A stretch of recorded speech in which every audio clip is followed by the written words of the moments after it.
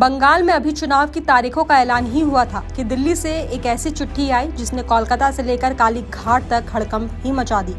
चिट्ठी थी चुनाव आयोग की। आयोग ने वो कर दिखाया जिसकी कल्पना शायद टीएमसी ने या ममता बनर्जी ने अपने सपने में भी नहीं की थी।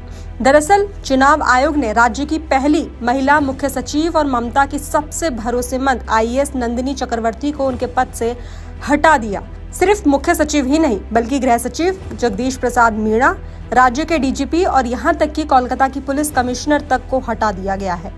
आदेश सीधा और सख्त है। सिद्धांत गुप्ता अब नए कार्यवाहक डीजीपी होंगे। अजय कुमार नंद कोलकाता की कमान संभालेंगे और दुष्यंत नारियाला को नए मुख्य सचिव नियुक्त किया गया है। जैसे ही ये फरमान सामने आया, ममता बनर्जी की टीएमसी ने चीखना चिल्लाना शुरू कर दिया। इसे लोकतंत्र की हत्या बताना शुरू कर दिया। बीजेपी के साथ साजिश के आरोप लगाए जाने लगे। तो वहीं जिस तरह से रात के 4 बजे गृह सचिव को हटाया गया, चीफ सेक्रेटरी को हटाया गया, डीजीपी पुलिस को हटाया गया, चीफ ऑफिस पुलिस को हटाया गया। टीएमसी का कहना है कि चुनाव आयोग अपने पावर का गलत इस्तेमाल करके बंगाल को डैमेज करने की कोशिश कर रहा है।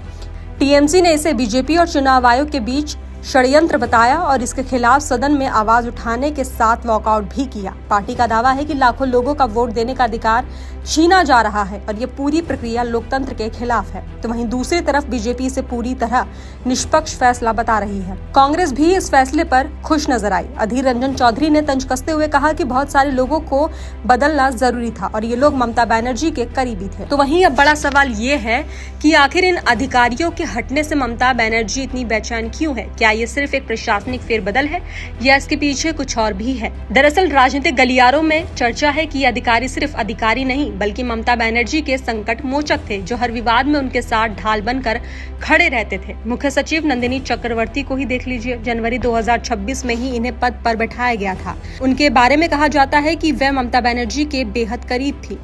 यहाँ तक कि एक मामले में वो नियमों को दरकिनार कर सीधे आईपैक दफ्तर तक पहुंच गई थी, जिस पर विपक्ष ने सवाल भी उठाए थे।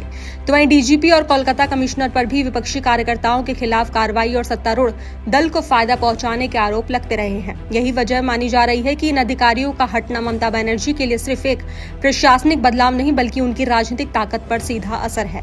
तो वहीं चुनाव आयोग का कहना है कि यह फैसला पूरी तरह निष्पक्ष चुनाव कराने के लिए लिया गया है। आयोग ने साफ किया कि शांतिपूर्ण और हिंसा मुक्त मतदान के लिए ऐसे अधिकारियों को हटाना जरूरी था जिन पर पक्षपात का शक हो। तो वहीं अब सवाल ये उठता है कि क्या चुनाव आयोग को ऐसा करने का अधिकार है? जवाब है हाँ। भारतीय संविधान के आर्टिकल 324 के तहत चुनाव की तारीखों के ऐलान के साथ ही पूरा प्रशासन चुनाव आयोग के अधीन आ जाता है। इस दौरान राज्य सरकार सिर्फ एक केयरटेकर की भूमिका में होती है। इसका मतलब ये है कि आयोग किसी भी अधिकारी को हटा सकता है अगर उसे लगे कि निष्पक्ष चुनाव में बाधा आ सकती है। तो वहीं अब ममता बनर्जी इस फैसले के खिलाफ सड़क पर उतरने की बात कर रही है और आंदोलन की चेतावनी दे रही है, लेकिन नियमों के सामने उनकी चुनौती कितनी टिकेगी ये आने वाला वक्त बताएगा। तो वहीं आपको बता दें कि बंगाल में 2 चरणों में मतदान होगा। पहला चरण 23 अप्रैल को होगा और दूसरा 29 अप्रैल को।